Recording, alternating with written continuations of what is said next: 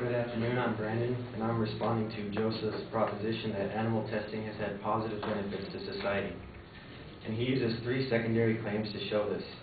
The first claim is that animal testing has been used in our society for a long time, and it benefits us by saving lives. His second claim is that animal testing has advanced scientific research, and his third claim is that it speeds up the process and gives us greater knowledge. And back to his first claim that it's been used for a long time and benefits us by saving lives.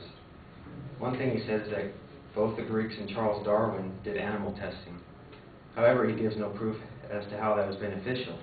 The fact that animal testing has been around a long time doesn't say whether it's a positive or negative thing. So it's irrelevant right now. He also proposes that by testing on animals instead of humans, that it somehow saves lives, but cites no evidence. However, supposing that's true, he makes animal testing an either-or choice. He fails to mention numerous other ways to produce the data. The Medical Research Modernization Committee states that one can do population studies, human studies, tissue, organ and cell studies, as well as biopsies and autopsies to get this info. Therefore, animal testing isn't a life or death kind of choice he makes it out to be. And he also quotes Glenn Stacy and John Davis that most animals are used for confirmation of absence of toxin and potency tests. However, he falsely interprets that as what medicine does to animals.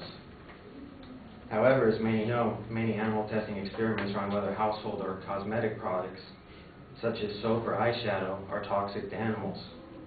And according to Animal Testing Facts, an online source for both sides of the testing argument, companies aren't required to do tests on animals by law, and according to opponents, they do it to avoid lawsuits, not save human lives. And even animal testing for medicinal purposes never directly saves human lives. If you give medicine to an animal, that doesn't save anyone from getting sick or dying. Instead, it provides data.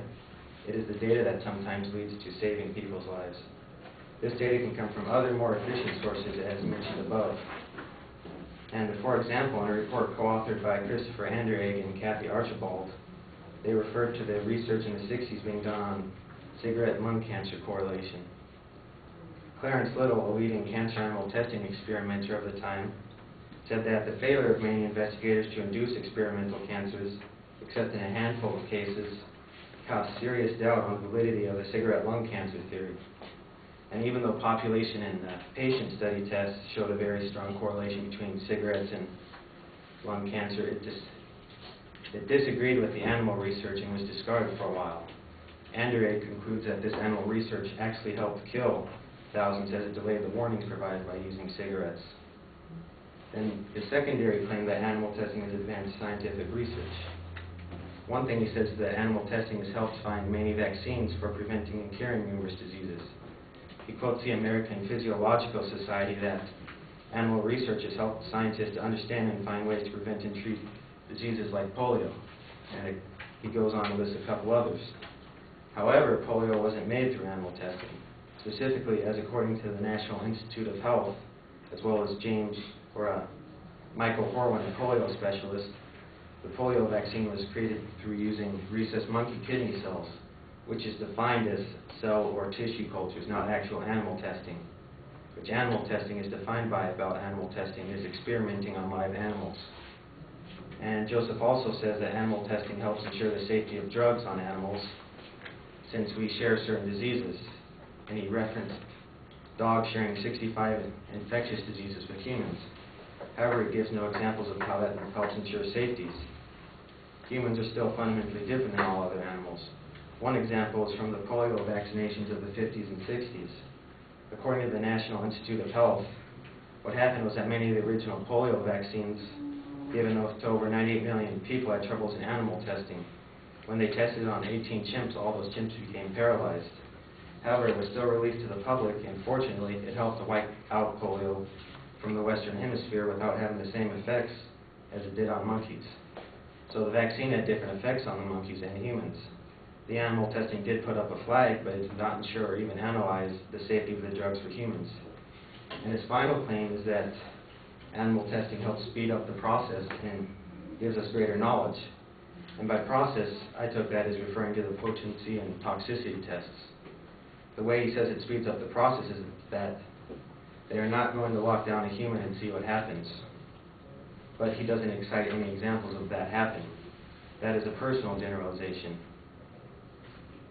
My biotech roommate, who has performed animal testing in cell tissue cultures, says for trying to see how potent and toxic something is on a human, the fastest way to test it is on a human. And with animals being different, scientists have to analyze that data much longer. And so, by examining and refuting Joseph's secondary claims, I have come to the conclusion that by using Joseph's arguments, one cannot say that animal testing has had positive benefits to our society. That's it. Thanks.